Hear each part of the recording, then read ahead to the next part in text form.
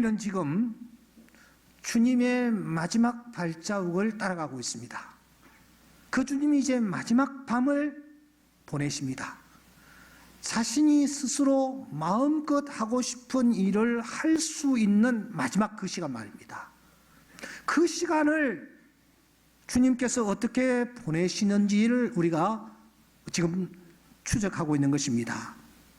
그 밤에 우리 주님께서는 주님의 꿈을 피력하십니다.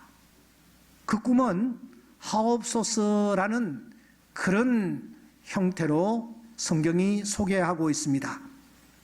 주님께서 마지막 그 밤에 꿈을 피력하시는데 그 첫째 꿈이 무엇이냐? 하나가 되게 하옵소서. 저희로 하나가 되게 하옵소서. 주님께서 그 꿈을 피력하십니다. 17장 11절, 21절, 22절, 23절 말씀해 보시면 하나가 되게 하옵소서. 주님께서 그렇게 네 번이나 반복하시며 이것이 주님의 꿈임을 우리에게 알려주고 계십니다. 그 주님이 두 번째 꿈을 말씀하십니다. 그 꿈이 무엇입니까?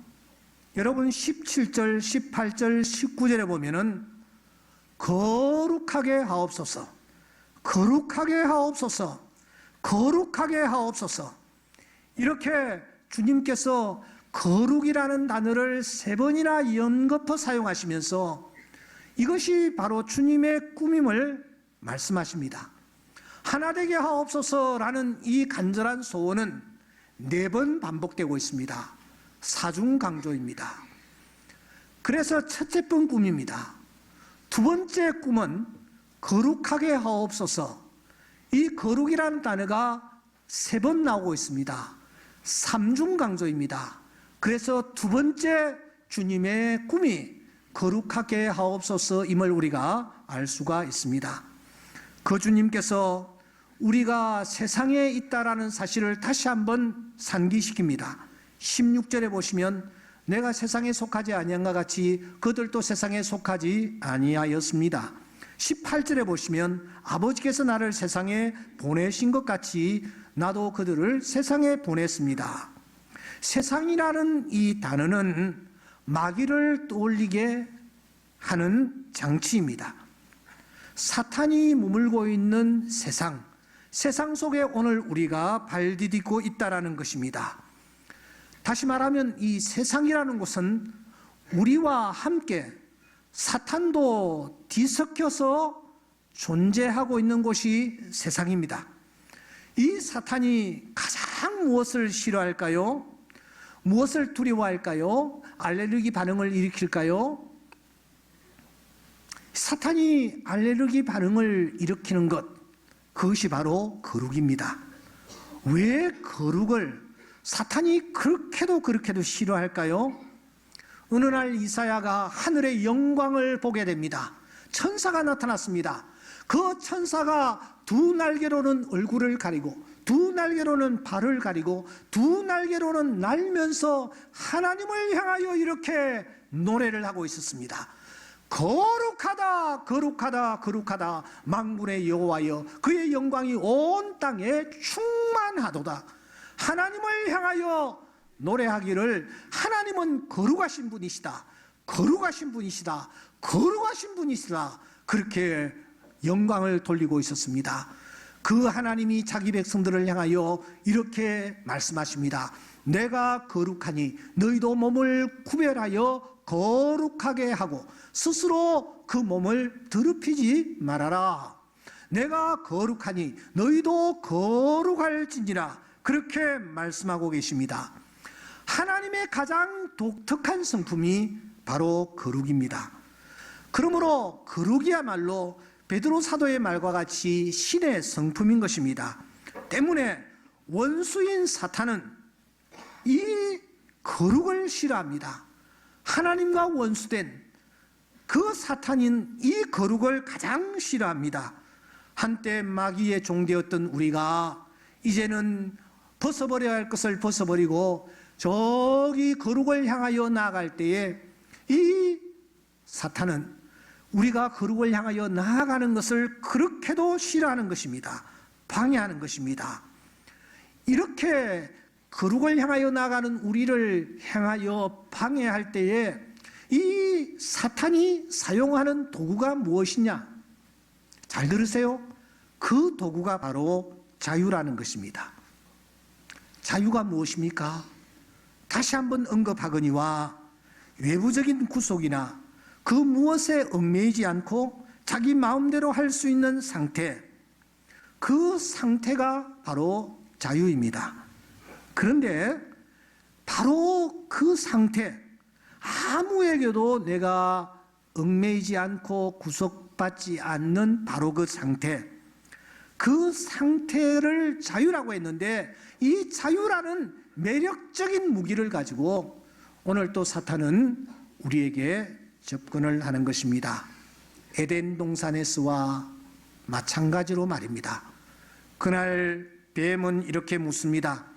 야, 하나님이 참으로 너희에게 동산 모든 나무의 열매들을 먹지 말라 하시더냐? 너를 그렇게 올가매시더냐? 너를 그렇게 구속하시더냐? 하지 말라 이렇게 하시더냐? 야, 아니야. 너희들이 그것을 먹으면 돼. 먹으면 하나님처럼 돼요. 하나님과 같이 된단다. 여기에 하나님처럼 된다라는 말의 뜻이 무엇입니까? 그것은 그 누구에게도 그 무엇에도 제약이나 간섭을 받지 않는 상태, 제약이나 간섭을 받지 않는 존재가 된다라는 것입니다. 즉 완전한 자유자가 된다라는 것입니다. 하나님이 어떤 분이십니까? 그 누구에게도 구속을 받지 않습니다. 그 누구에게도 제약을 받지 않습니다. 당신이 하고 싶은 대로 다 하시는 분이 하나님이십니다. 야, 아담, 하와, 너 그렇게 돼. 이 사탕발림에 아담과 하와는 넘어갔습니다. 구속받고 얽매여 있는 것이 싫은 그런 그가 그 누구의 존재에 얽매이지도 않고 자유자재로 자유함을 누리겠다라는 그런 욕심으로 사탕발림에 넘어간 것입니다. 그런데 사람 여러분, 그 결과가 도대체 어떻게 나타났습니까? 정말 그가 자유했습니까? 오히려 그에게 찾아온 것은 사망과 심판이라는 영원한 굴레였습니다. 그 굴레가 옴싹달싹하지 못하도록 계속 아담과 하와를 조여왔습니다. 제가 이 설교를 준비하면서 갑자기 수갑이 떠올랐습니다. 그래서 수갑을 잡은 경험은 없기에 수갑을 가지고 다루었던 분에게 전화를 걸었습니다. 집사님, 이 수갑이라는 게 도대체 어떤 그 기능을 가지고 있습니까? 했더니 하는 얘기가, 목사님, 이 수갑이라는 것은 말이죠, 자고 가만히 있으면 그래도 다행인데 자꾸 벗어나려고 몸부림을 치면은 이 수갑이 한 칸씩 점점 더 조여옵니다. 한 번 조여온 것은 한 칸 더 늘어나는 법이 절대로 없습니다. 풀어주기 전까지는 말입니다. 사탄이 우리에게 죄의 수갑을 탁 채워버렸습니다. 여기서 내가 벗어나려고 아무리 애를 써도 그 죄의 수갑은 점점 더 조여오는 것입니다. 아담과 하와를 보십시오. 하나님처럼 자유자재로 자유를 구가하겠다고 나섰는데 결과는 어떻게 나타났습니까? 오히려 동산에 있는 모든 나무의 실과를 다 마음대로 먹을 수 있는 그 자유까지도 다 빼앗긴 채 동산에서 쫓겨나는 불쌍한 신세가 되어버리고 말았습니다. 그러므로 자유, 이거 정말 조심해야 합니다. 자유는 방종과 동전의 바로 앞뒤 양면과 같습니다. 때문에 바울 사도는 갈라디아 교회에 편지하면서 너희들 자유를 위하여 부르심을 받았지만 그 그러나 그 자유로 절대로 육체의 기회를 삼지 말아라. 오히려 종로로 되라. 더 이어서 말을 하고 있습니다. 너희는 자유가 있으나 그 자유로 악을 가리는 데 쓰지 말고 오히려 하나님의 종과 같이 하라. 진짜 자유자가 되려면 종이 되어라. 그렇게 말씀하는 것입니다. 죄를 짓지 아니한 자가 결코 아닙니다. 어떤 자입니까? 여러분, 잠언 24장 16절을 다 같이 읽겠습니다. 앞을 바라보시면서 대저 의인은 7번 넘어질지라도 다시 일어나느니와 악인은 재앙으로 말미암아 엎드려지느니라. 여기에 의인이 등장합니다. 그리고 악인이 등장합니다. 의인이 누구입니까? 다시 일어나려고 발버둥을 치는 자입니다. 6번 넘어지고 7번 넘어졌는데도 불구하고 다시 일어나려고 발버둥을 치는 자입니다. 이런 자를 향하여 하나님은 의인이라고 칭해 주십니다. 죄를 짓지 아니해서가 아닙니다. 거룩을 향하여 내가 다시 일어서는 것입니다. 다시 일어서려고 발버둥을 치는 것입니다. 하나님 앞에 엎드려 회개하며 하나님이여 다시는 이렇게 살지 않겠습니다.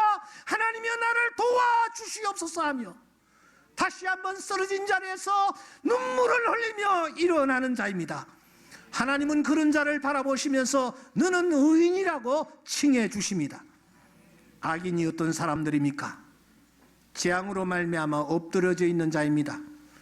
누운 상태에서 일어나지 아니하는 자입니다. 온 세상이 다 그런데 뭐 이것쯤이야 하면서 그냥 거기에 멈추어 누워 있는 자, 그 사람들을 가리켜서 하나님은 악인이라고 말씀하십니다.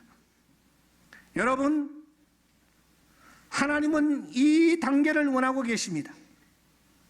쓰러진 단계에서, 자빠진 단계에서 다시 한번 내가 일어서려고 발부둥을 치는 것입니다. 작은 것 하나라도 내가 돌이키려고 노력하는 것입니다. 하나님 앞에 엎드려 눈물로 기도하고 그 죄에서 다시 돌이키려고 애쓰는 것입니다. 작은 것 하나를 돌이키면 그 다음에는 그보다 더 큰 것을 돌이킬 수 있는 능력자가 되게 하십니다. 하나님은 그런 자를 의롭다고 칭해 주십니다. 저는 어렸을 때 무협지를 그렇게 많이 읽었습니다. 얼마나 재미가 있는지, 특별히 고수들이 말이죠, 나무와 나무 사이를 왔다 갔다 하고 지붕을 막 뛰어넘고 하늘을 휙휙 나는 게 그렇게 신기했습니다. 나도 저렇게 되었으면 좋겠다는 마음으로 말입니다. 그런데 그 고수들이 어떻게 해서 탄생합니까? 밭에다가 옥수수를 쫙 뿌립니다. 네, 얼마 지나면 옥수수가 이렇게 싹을 틔우겠죠.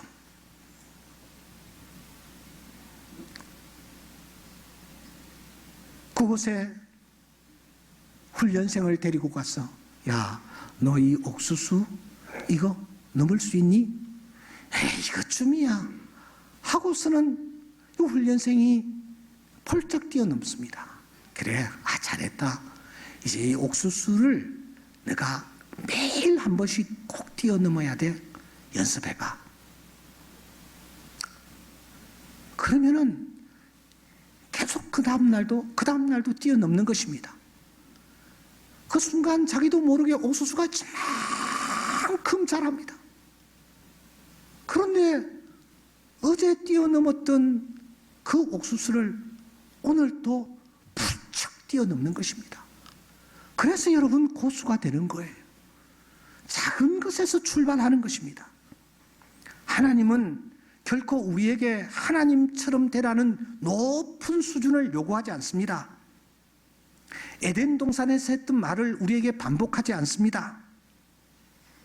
하나님처럼 된다. 하나님처럼 되어야 한다. 이것은 사탄의 유혹입니다.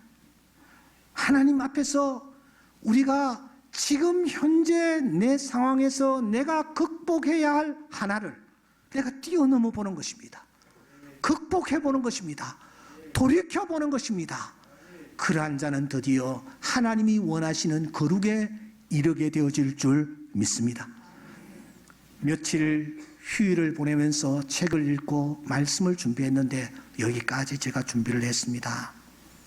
그런데 갑자기 명절에 저에게 선물을 보낸 분들의 얼굴이 떠올랐습니다. 아, 참 고맙구나. 성경에 보면은 가르침을 받는 자는 말씀을 가르치는 자와 모든 좋은 것을 함께하라. 저들을 알아주라. 그런 말씀이 있는데 참 고맙구나. 그렇게 고마운 마음이 제가 들었습니다. 그래서 다시 한번 그분들의 얼굴을 떠올리니 그분들이 지난번 추석에도 저에게 선물을 보내셨더라고요. 그러니까 보내는 분들이 잊지 않고 보내시는 것 같아요. 그래서 제가 가만히 생각을 했습니다. 정말 이렇게 정성을 다해서 보내주는 분들이 또 명절이 다가오고 또 명절이 다가오면은 얼마나 부담스러울까, 그런 생각이 저에게 들었습니다. 선물을 명절에 받지 않는 것이 더 좋지 않겠는가? 그분들에게 자유를 드리는 것이 더 좋지 않겠는가? 제가 그 생각이 들었습니다. 그래서 명절이 지난 뒤에 제가 우리 교역자들의 의견을 한번 들어보려고 다 모았습니다. 16명이 한자리에 다 같이 앉아서 우리가 이 문제를 가지고 같이 얘기를 나누었습니다. 야, 어떻더냐? 예, 저도 좀 받았습니다. 네, 저도 좀 받았습니다.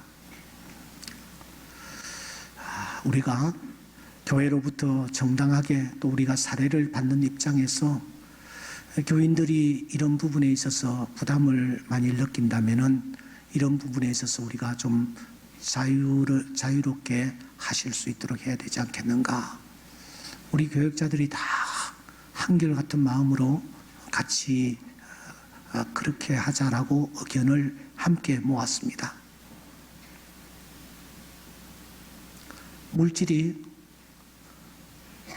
그 사람의 행동과 생각에 결정적인 영향을 미치는 것은 아니지만 어떻든 물질을 받았을 때에는 또 그 부분에 대해서 감사를 또 표해야 되고 문자도 보내야 되고 그런 일들도 있을 수가 있고, 그러니까 우리가 사심없이 하나님의 교회를 섬기도록 하자.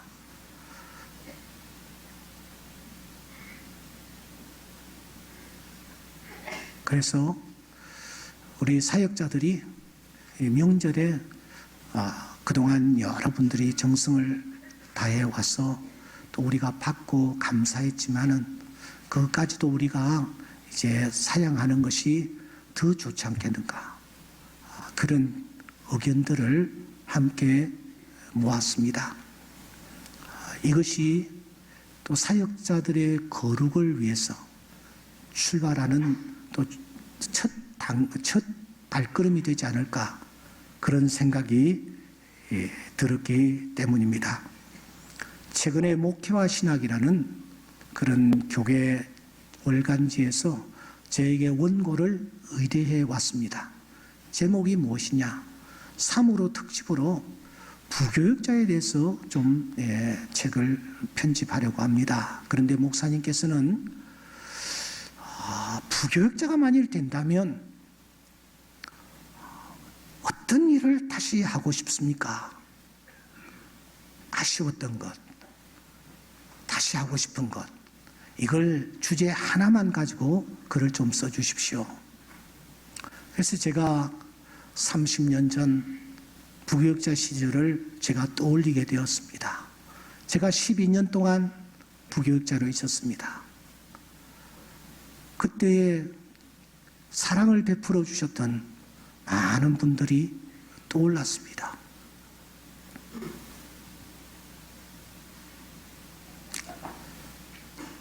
그분들이 참 힘들고 어려웠을 때에 저에게 사랑을 베풀어 주셨기 때문에 제가 또 그런 어려운 과정들을 겪으며 이 자리에 이르지 않았나라는 생각이 들었습니다. 그래서 나에게, 담임 목사인 나에게 선물하지 않는 것은